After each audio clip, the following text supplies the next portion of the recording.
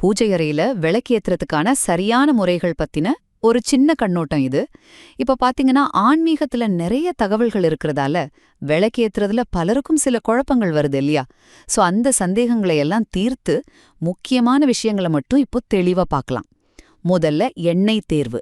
நம்ம பாரம்பரியப்படி நெய்யும் நல்லெண்ணெயும் தெய்வீக ஆற்றலை ஈர்க்கும்னு ஒரு பெரிய நம்பிக்கை இருக்கு. அதனால இந்த ரெண்டையும் பயன்படுத்துறது ரொம்பவே சிறப்பு. அப்புறம் விளக்குல 2 திரிகளை ஒன்னா திரிச்சு போடுறது நல்லது.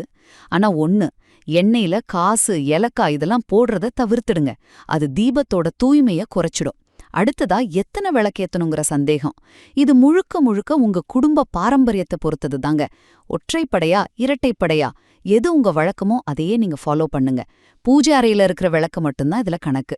கடைசியா நாம செய்யவே கூடாத ஒரு முக்கியமான தவறு இருக்கு. அது என்ன தெரியுமா? எலுமிச்சம் பழத்தை விளக்கா பயன்படுத்துறது.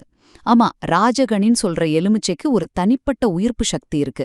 அத விளக்குக்காக வெட்டும்போது அதோட புனிதத்தன்மை போயிடுதுன்னு சொல்லப்படுது. ஆக உங்க பூஜை முறைகளை எளிமையாகவும் உங்க குடும்ப பாரம்பரியத்தின்படியும் சரியா செஞ்சாலே போதும். அதுவே உண்மையான பலனை தரும்.